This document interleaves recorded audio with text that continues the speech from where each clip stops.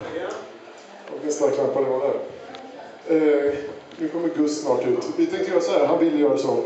Han gör en timme-klinik egentligen, men vi tänkte bryta upp det lite så att han spelar lite. Har ni frågor gällande gitarrspel och sånt så bara fråga och räcka upp handen. Sen när han tycker att ni har fått nog av gitarren, då snackar vi lite jag och han. Och så kör på det. Men han kommer ut nu, han står här och lyssnar. GUS! G! Han kommer.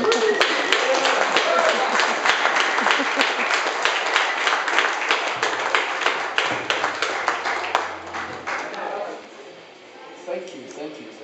Tack. Good to be here. How are you? All good? Yeah. Good. We should have this sign which says now applause. All right, well, good to be here in Malmö. Good to see you.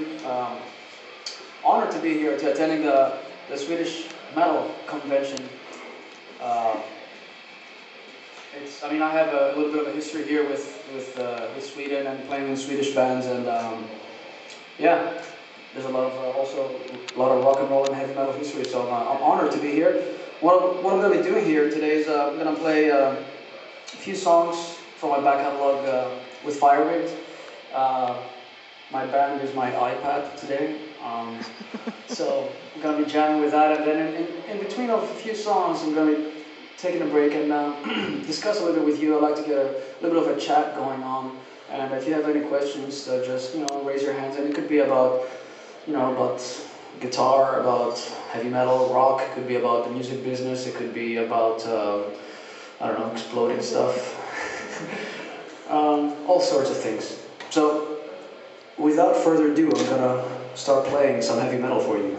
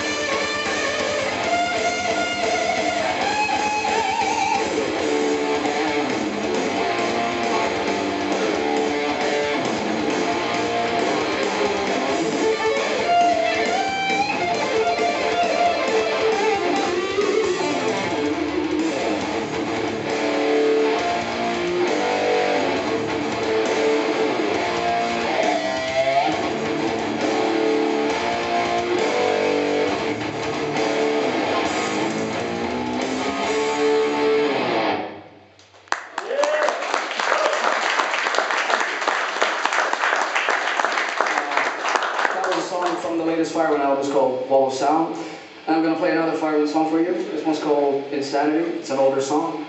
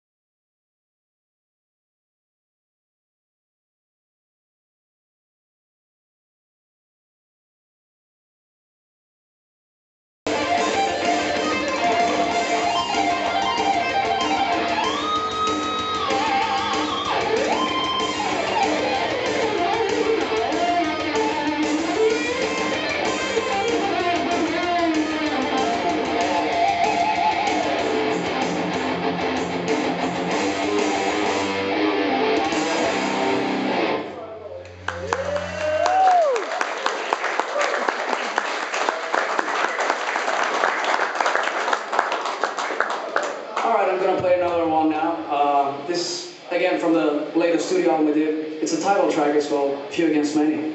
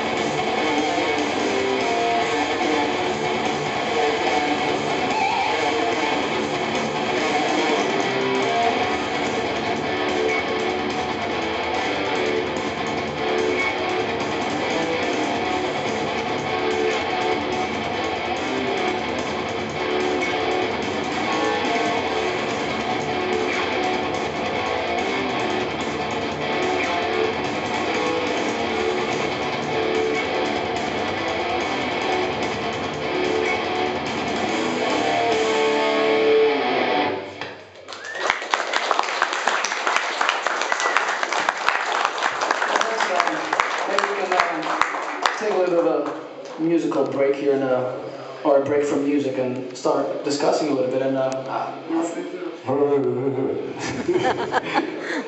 yeah, we can chat. we can chat. I mean, you know, if we know each other for a long time. We've been on 2 tours together before. Yes, actually, the first one was 2003, and I mean, maybe some of the people don't know a little bit about my past, but I used to play with a few Swedish bands, and one of them was from Gothenburg, Dream Evil, and we were opening for you guys, HammerFall, across Europe, and I remember, you know, that was my first European tour ever, and I had a blast. It was great, a lot of great shows, and I mean, and also I should say this, I mean, being a big Rising Force fan, you know, it was great to be on tour with you as well, you know.